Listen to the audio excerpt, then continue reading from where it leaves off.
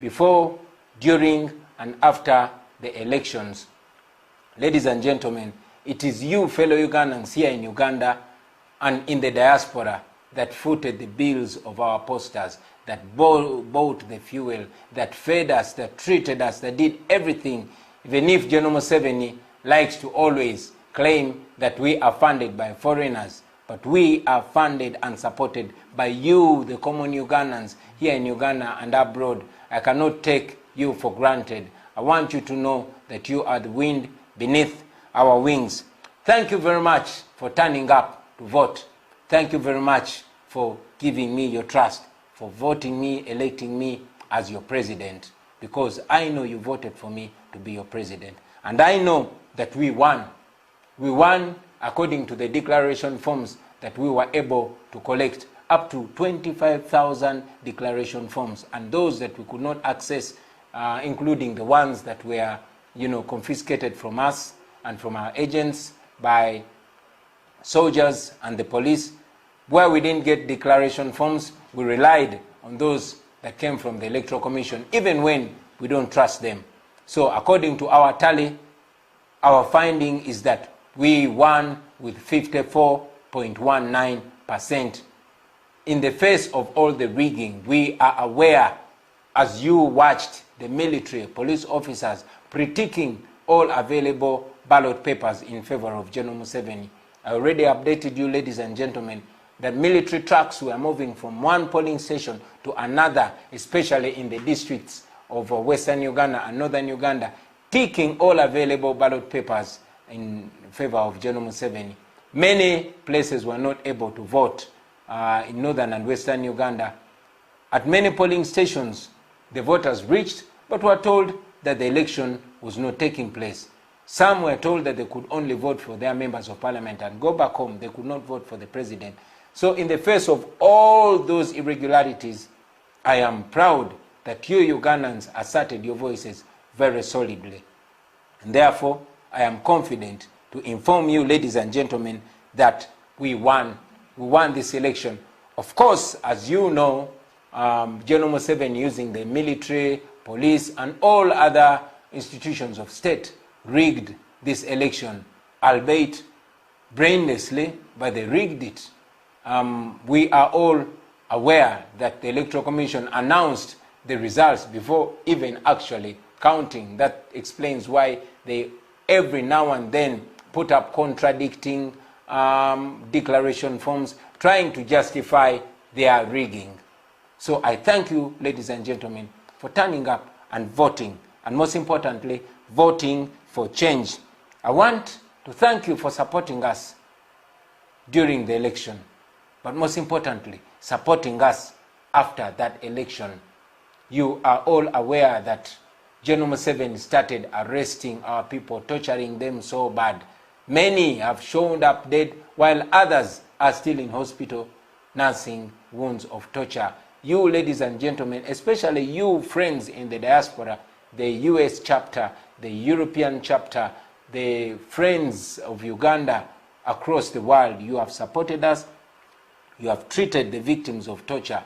You have treated those that are, are with grave injuries. And indeed, those that have died, you've supported us. For example, just the day before yesterday, we were laying our comrade Fabian in Arua. You supported the funeral. You supported the transportation of the body. We salute you, ladies and gentlemen. We continue to be motivated by your kindness.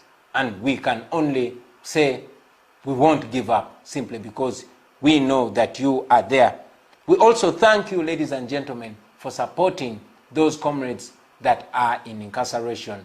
You've constantly supported those in Chitalia, those in different prisons across the country, with meals, with bail money, with legal assistance, and all the assistance that you've extended to their families, the welfare of their families. Hundreds of our comrades are in prison, but their families don't lack. Not because of we, the leaders, but because of you, Ugandans, that dig deep in your pockets to ensure that these comrades are constantly reminded that they are not alone. Thank you very much. I cannot thank you enough, ladies and gentlemen, but I'll only say that God should bless you abundantly, and we can only pledge not to give up. I want to update you about the state of affairs in our country. Ladies and gentlemen, as you are aware, after the election, knowing the kind of crime that he had committed, knowing the kind of fraud that they just gotten involved in, General Museveni and Sonia Zifola Busungu, he started rounding up all our people. Abductions increased. Many people have been abducted. Some have shown up dead, like in Mukono and in northern Uganda, while others have shown up with grave injuries.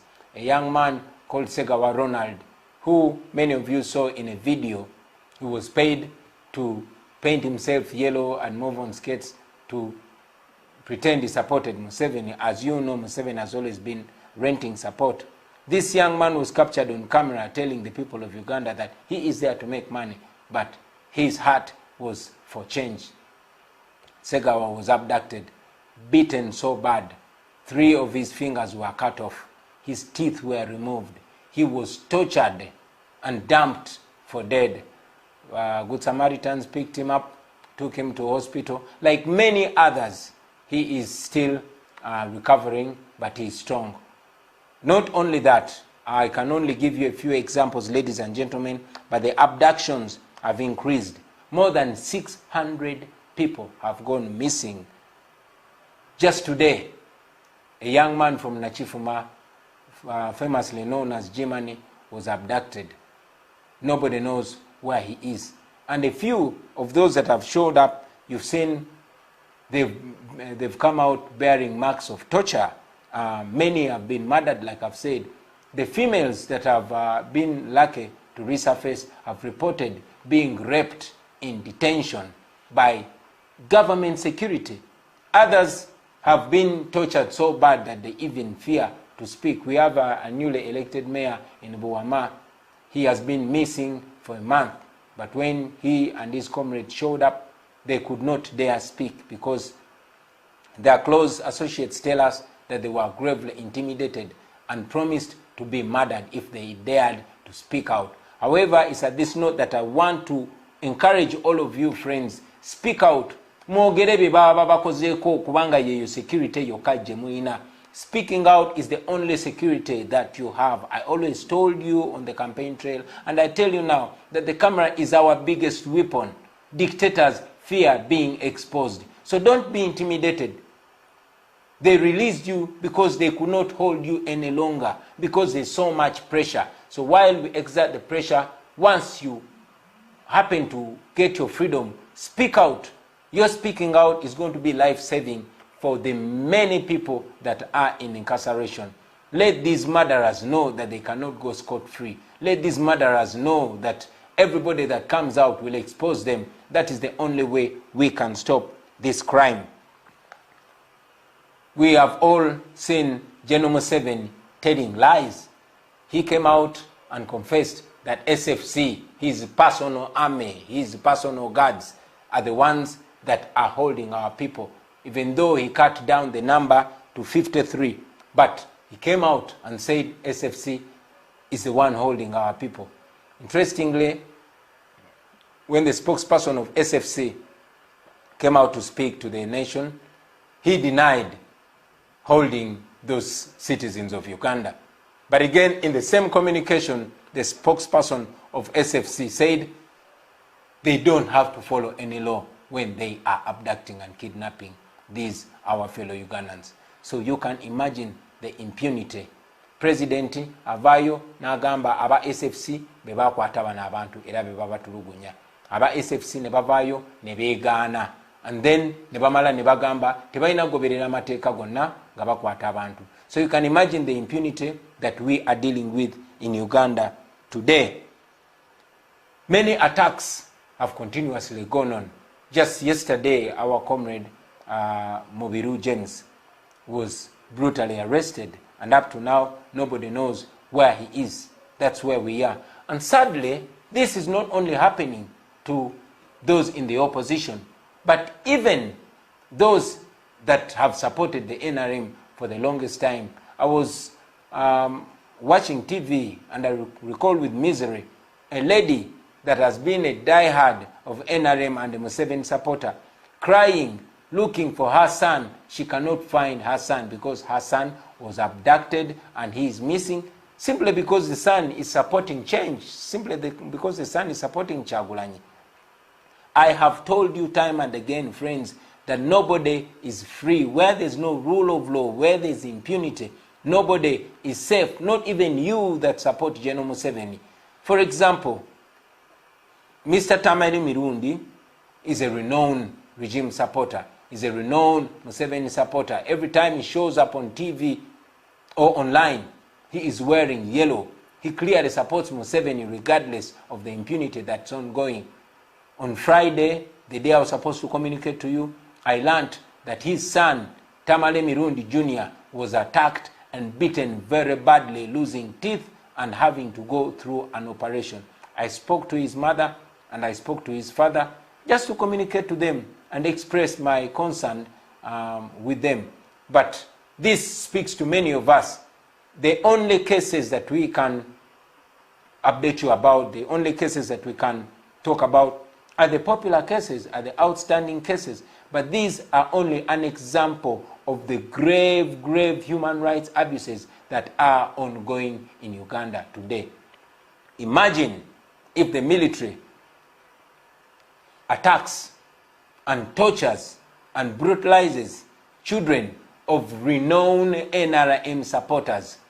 What do you think happens to the rest of the country? What do you think happens to the little known young men and women in the ghetto? That is where we are. That is who Museveni really is. We sympathize with you, friends. Tubasasira, tuyimiridde namwe, naera twagala mumanye mikwano gyaffe. Tibye tuogerako bikutuuka ku buli muntu.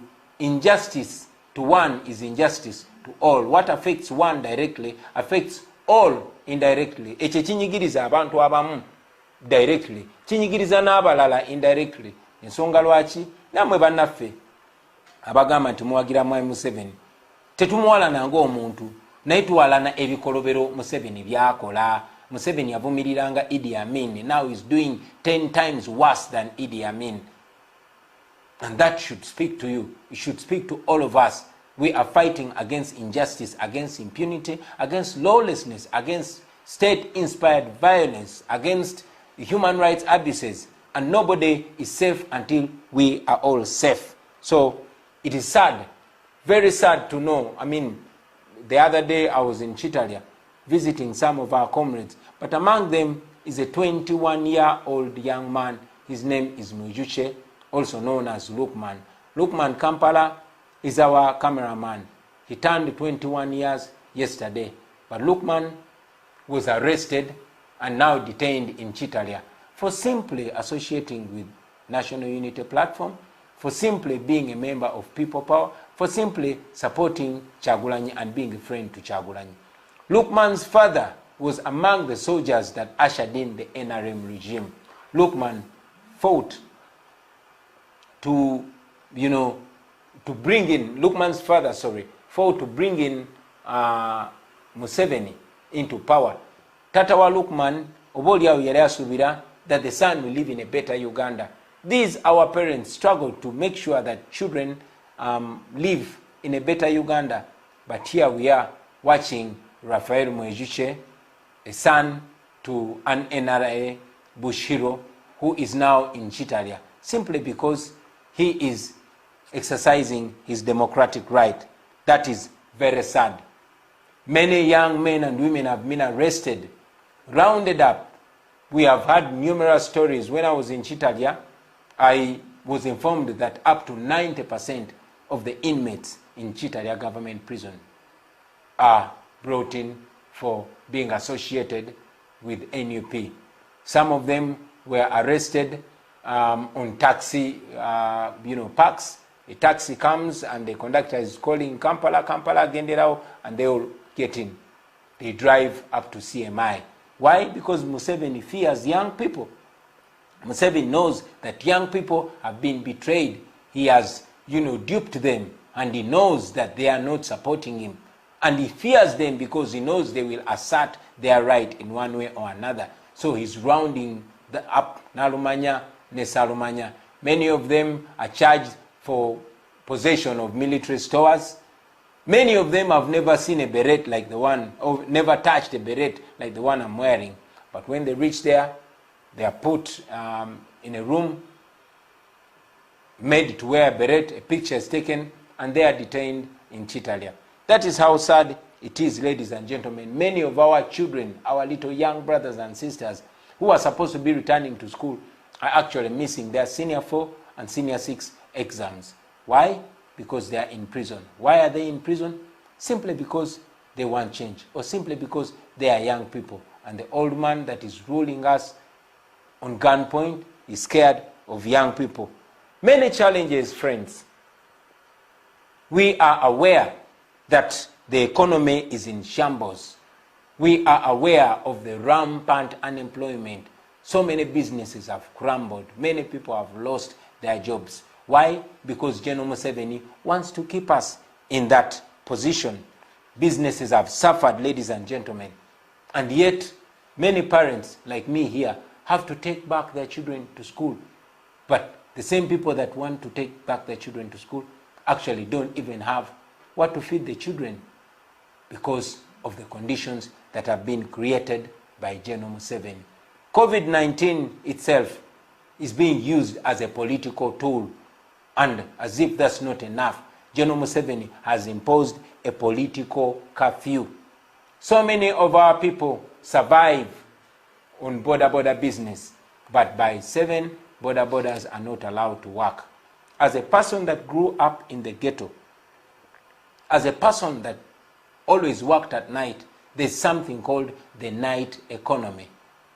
The people that rule over us don't know that actually there are millions of people that survive on the night economy. Those who cook tea and food, those who work in entertainment places, those who work in taxi parks at night, those who work through the night, they cannot work anymore. These are people that are expected to survive. These are people that are supposed to pay school fees for children. But unfortunately, their lives were put to a halt. There's no justification. Museveni cannot explain the relationship between curfew and COVID-19, but they continue to impose a curfew on our people, even when it's not justified. Kinono kyabulabe nnyo mikwano gyange. Kyabulabe nnyo okulaba nti abatukulembera tebafaayo. Abannayuganda bangi nnyo ng'emirimu gyabwe gya kiro, nga bo basurvivingira ku night economy, ng'omuntu akozeeko mu ndongo, ng'omuntu akozeeko mu bulamu bw'ekiro, mu taxi ez'ekiro, mu mikolo egy'ekiro. Tumanyi nti bangi abafumba kyayi ku zipaaka, abavuga zibooda ekiro, abavuga taxi ekiro, ng'omu agivuga misana omulala agivuga kiro, booda omu agivuga misana omulala agivuga kiro, n'ebirala ebifaanana bwe bityo. Obulamu bwabwe bwakoma. Lwaki? Kuba Museveni yateekawo kafyu. Tasobola kunnyonnyola nti kafyu egasa bweti mu kulwanyisa obulwadde. During the day, the towns are packed, but at night, simply because he wants to subjugate the people and keep them under stiff control, he has imposed that curfew, and every now and then when he's scared of what would happen, he tightens the curfew. We criticize that in the hardest terms possible. But again, criticizing it is not going to be enough, ladies and gentlemen. In our suggested way forward, maybe we'll suggest a few things, but like I constantly say, it's also upon you, the people of Uganda. It's not only upon the leaders. You are leaders too, so you can also devise solutions. Besides the night economy that has died, the health care sector, we borrowed loads of money to revamp our health care. We had expectations that maybe the COVID-19 pandemic might give us reason to refurbish our hospitals, to restock our hospitals, to have medicines in our hospitals. Alas, General Museveni used all the borrowed money to ensure that he uses it in campaigns, to ensure that he uses that money to, perpetuate himself in power. And for that reason, our health sector continues to sink. Our hospitals and health centers continue to be sick themselves. People suffering from COVID-19 are dying here in Uganda because of reasons like lack of oxygen. You can imagine, in a pandemic, in a health crisis, hospitals are doing worse than they were doing before, despite of the trillions borrowed. Insecurity. We are facing insecurity brought by security. What do I mean? It is the security agencies that are supposed to guarantee security.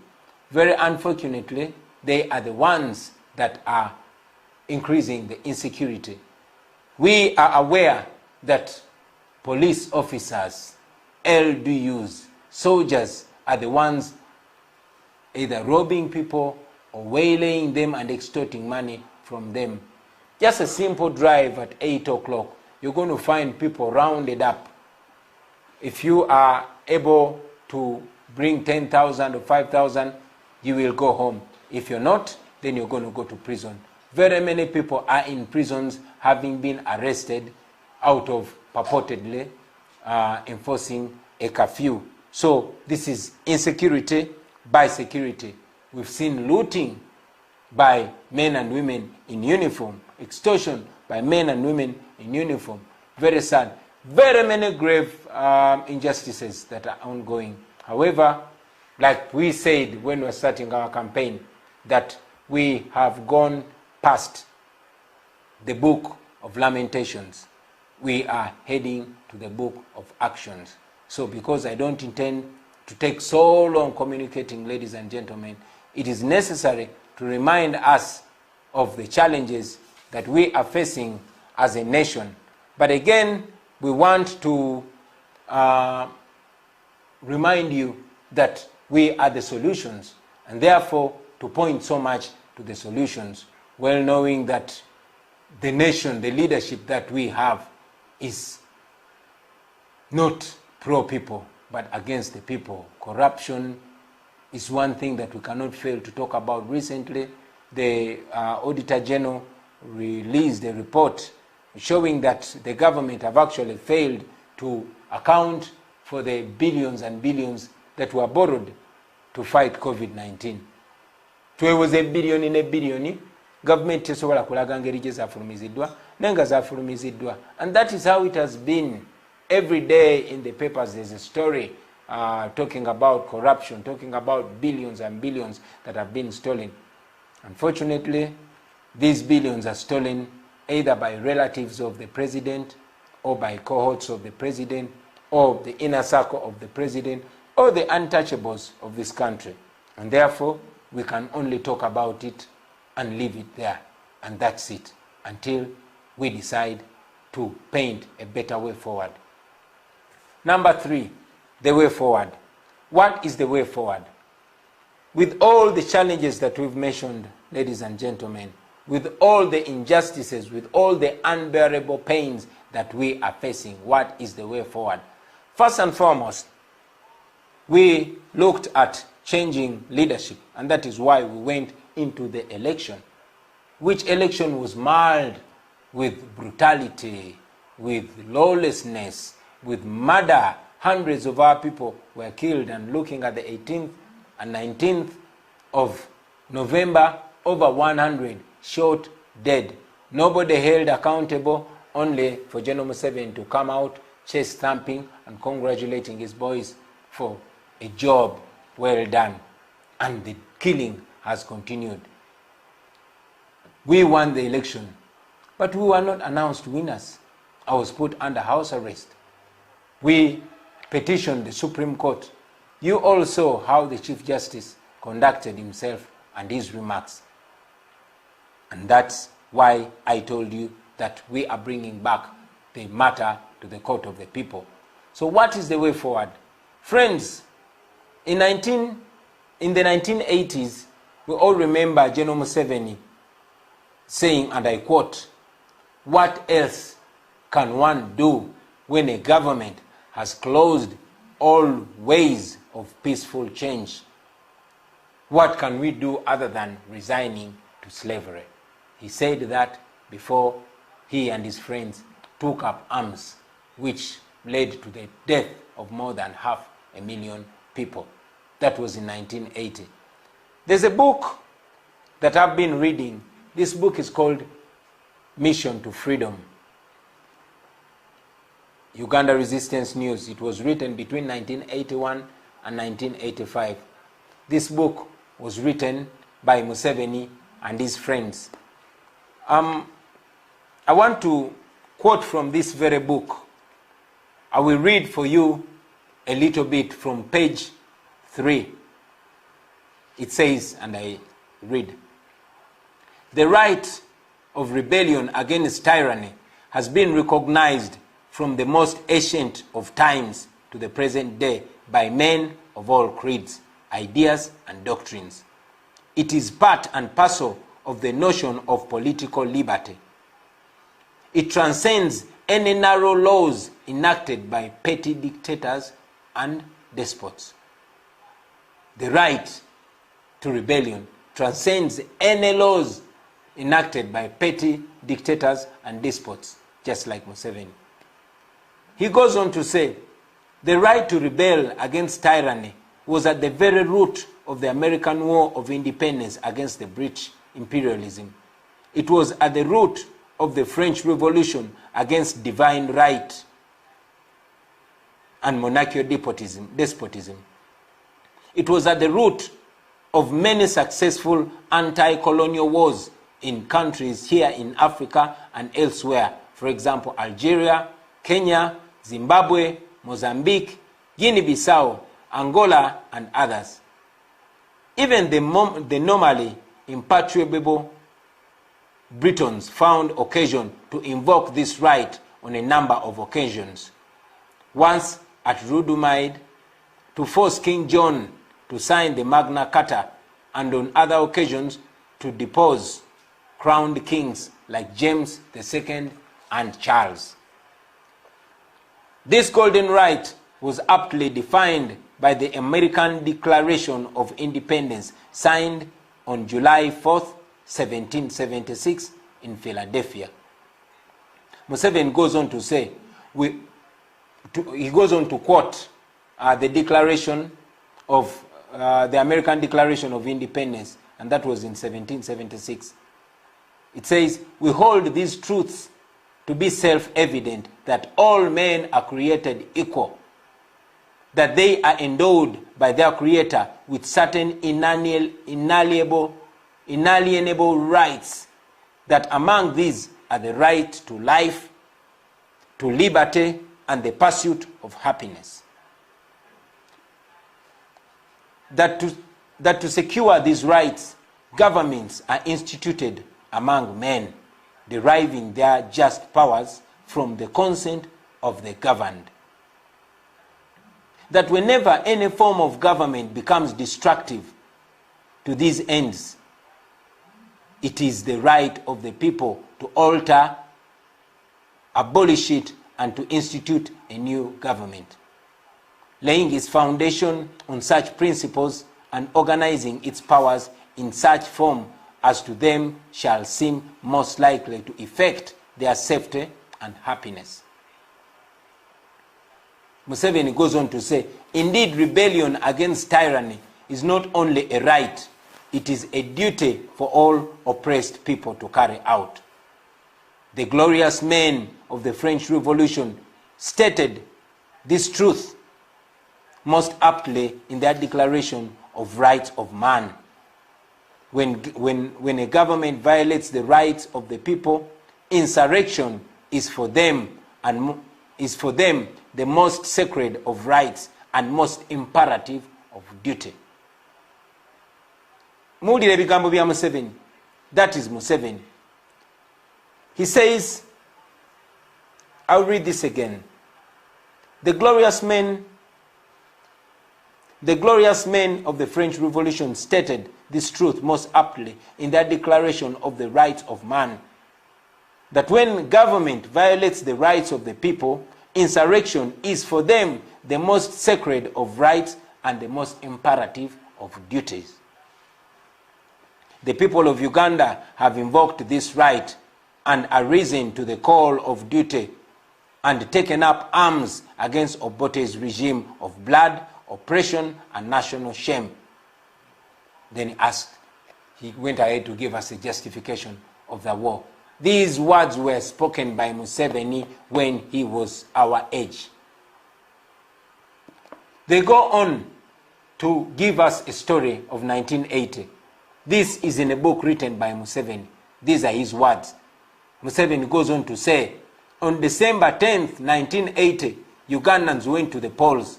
By late afternoon on December 11th, it was clear that UPC and Obote were heading for a resounding defeat, in spite of all the rigging that they had done at earlier stages of registration of voters, nomination of candidates, demarcation of electoral boundaries, etc.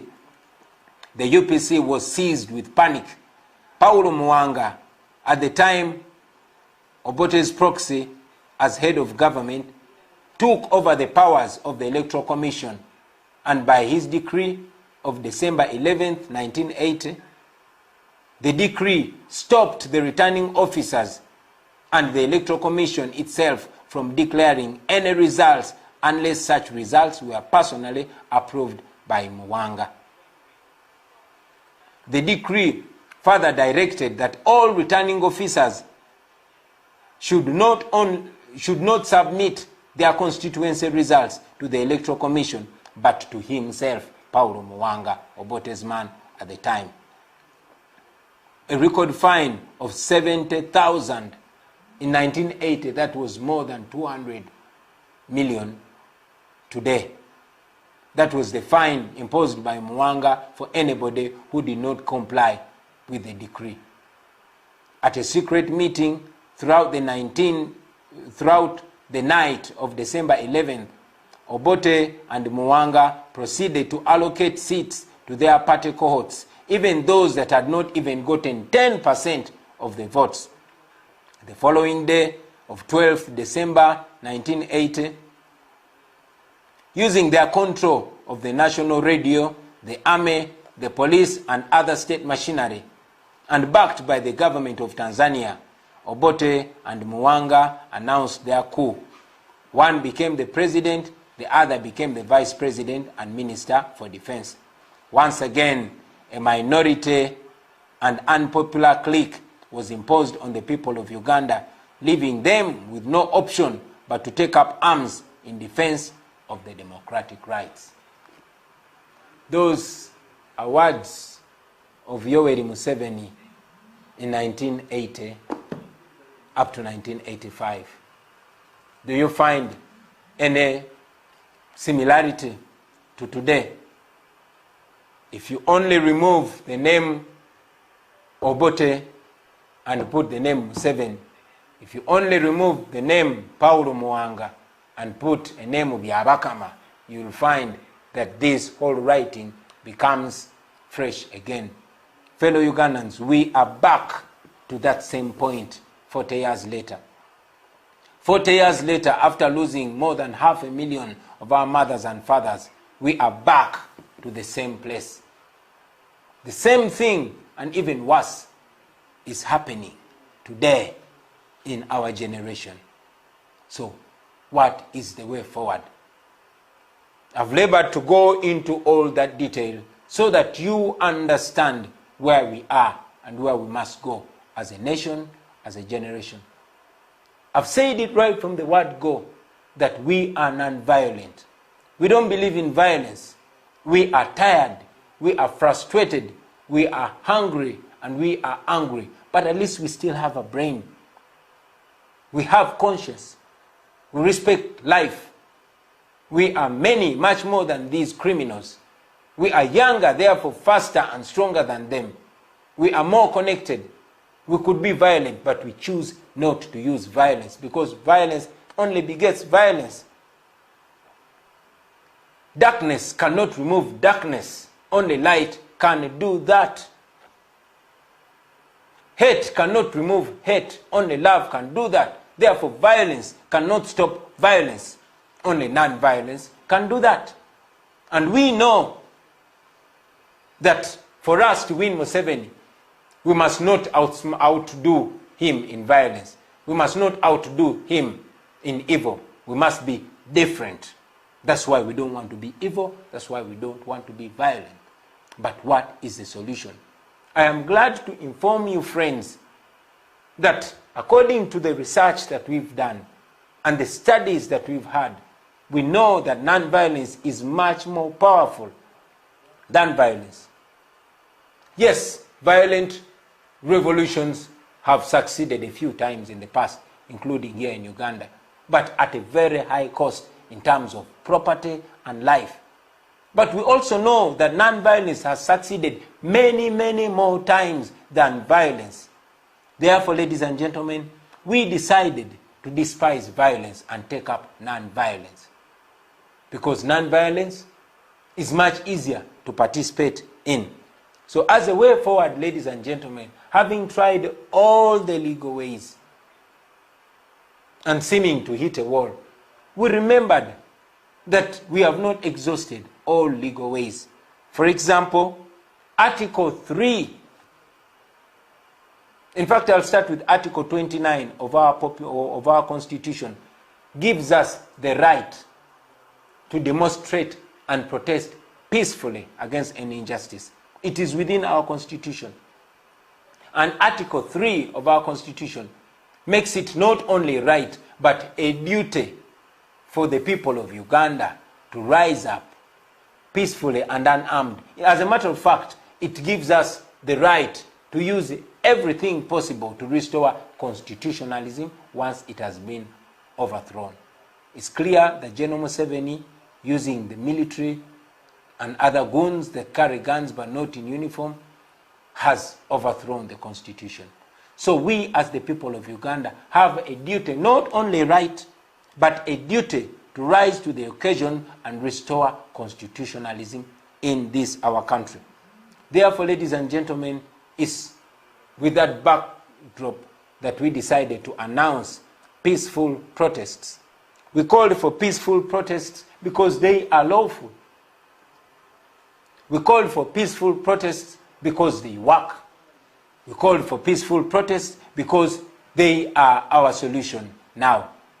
We know that Museveni is the kind of person that will respond to anything with violence. He only knows violence. He cannot tell us anything anymore. He cannot convince us anymore. Therefore, he will resort to violence at the quickest provocation. He resorts to violence, and indeed, since the day we called for peaceful protests, in the last 4 days, more than 230 innocent Ugandans have been arrested and remanded. Many of them are in Chitalia. As a matter of fact, even those that were not protesting, but because this is a very scared regime, they were arrested and they are remanded in Chitalia. The abductions increased and they continue. I am here, first and foremost, to give you confidence, brothers and sisters, that this is possible. It is very, very possible. Our struggle continues. General Museveni is cracking down on all people of Uganda, even when they are not violent, because he is scared of the people.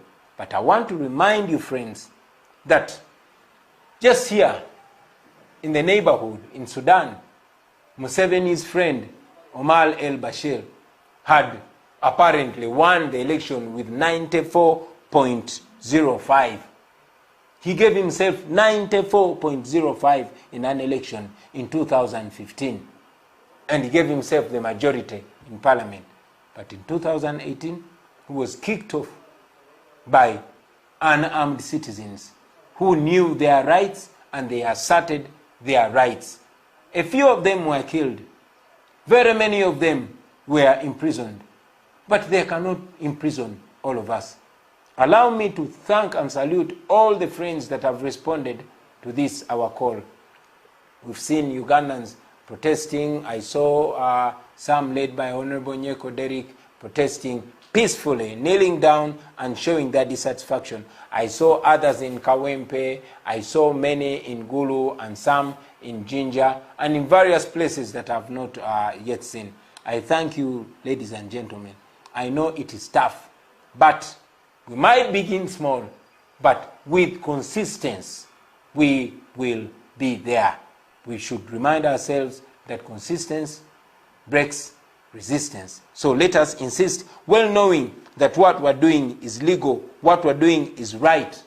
I want to remind you that it is not going to be one day or one way. No. Bino tebigenda kubeera lya lunaku lumu oba mbyangeri emu. It might take longer, it might take a week, a month, or even several months. But if we insist, they cannot arrest all of us. Amakomera gaffe tegasobola tumalayo, tegasobola tujja kugajjulamu bazzaako kyekirala. Because tetulina musango, tetulina tteeka litumenye. For as long as you know that you have not broken any law, we must be proud to suffer for what's right, to stand together, to protest together, to go to jail together, and to win together, because we will certainly win. We know that. You should know that. So be motivated, be encouraged, ladies and gentlemen. Keep going. Like I said, it might not take one day or one form of protest. So take it upon yourselves. Devise means of protesting. I encourage those that have been intimidated so much, because it's true, the police and military has been deployed everywhere to just brutalize anybody that dares to speak out. But friends, these people cannot be on our streets forever. No. I know that Museveni, because he cannot pay these security operatives that he deploys on the streets, probably that's why he condones the extortion that they're carrying out on the innocent citizens. Why? Because to him they're paying themselves regardless of the insecurity and the inconvenience that they're causing to the people. But persist, friends. Keep going. Do not give up. We can do this, and we are going to do it. Let us find various ways of protesting, and we should go on to protest. Now, it's at this note, friends, that I want to note this very, very important issue, and that is the issue of discipline. Discipline. Discipline, friends. A revolution without discipline is dead at birth. A revolution without discipline is going to be very quickly vulgarized. We must be disciplined so that people join us. We must be disciplined so that we can distinguish ourselves as the ones who are right, while our detractors are wrong. We must exercise discipline so that we even encourage people to join us, so that we let people trust us.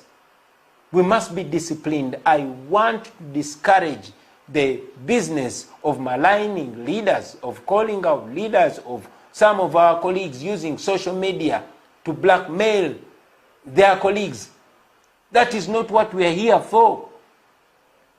We know that there are challenges everywhere. What one person has not done, you can do. The blackmail and constant calling out and constant, falsehoods that are trending on social media, they do not help our revolution. They only help the dictator. And that is what the dictator wants. So I discourage that. I don't support it, and it must stop. Kachino kanchogere ne mu Luganda mikwano jange. Ekigambo kya discipline. Ndabye bangi nnyo ku bannaffe ng'ate tebava naddala ku social media nga bamalininga nga basaaba ate bannaabwe be bali mu struggle y'emu. Tekirina kye kitwongerako ogwo okudda ku social media n'oyogerera aba freedom fighter banno. Munno kyalemeddwa okukola gw'osobola okukikola.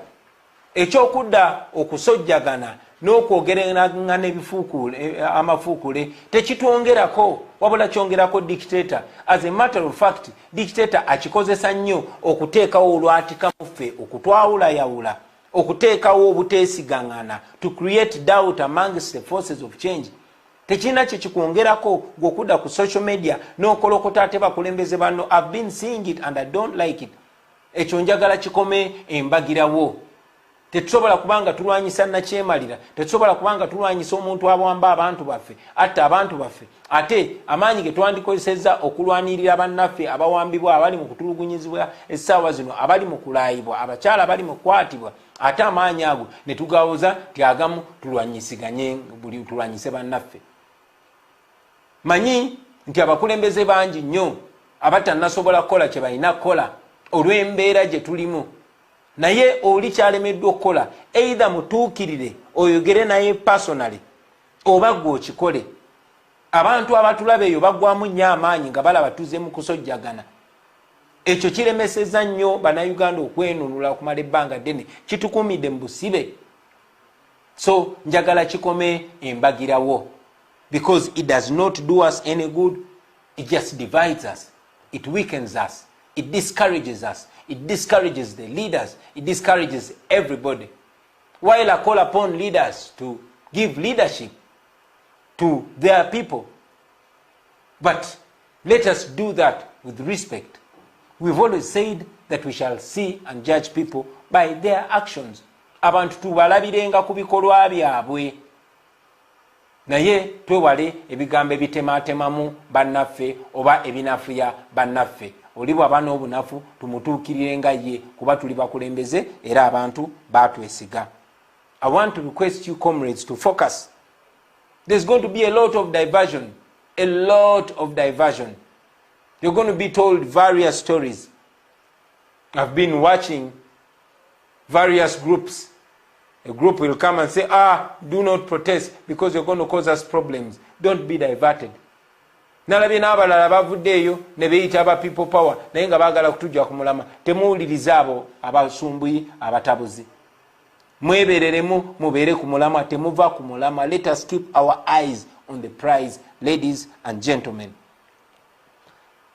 As I conclude, I want to call upon the leaders, all leaders, religious leaders, cultural leaders, political leaders, and all forces of change. Friends, this is not a call of only the National Unity Platform. This is a call of the people of Uganda. You can make that call in your own voice, in your own shade, in your own color, for as long as it is for the people of Uganda. This is a time when we must stand all together, whether you are a political leader or you're a religious leader. Let us demand for what is right. Our people are being murdered day and night. It can no longer be about the politicians. It can no longer be about a certain religious sect, about a certain tribe. No, it's about all of us as the people of Uganda. So let us stand together and offer leadership to the people of Uganda. Let us reject what is wrong and embrace what is right, regardless of the language. Let us reject what is oppressive and embrace what is right. Let us reject what is unjust and embrace what is just. To all the leaders, it would be the best experience for the people of Uganda if we can all speak in one voice, with one voice. We don't have to stand on the same podium to say this, but the people know when you speak for them and when you speak not for them. So kindly embrace the call. All leaders, make the same call. Let us have our people stand up and liberate themselves. I encourage all of us to use social media, knowing that it is hard for such a message of freedom to be permitted on TV or radio. But let us use social media because it's very powerful, and all other means of communication. I want to encourage you not to give up, ladies and gentlemen. We have come from far. We have gained a lot of victories. We are glad that as we stand here, the people of Uganda are all aware and awake.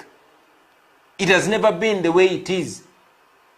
From the educated to the uneducated, the young, the old, the men, the women, the rich, the poor,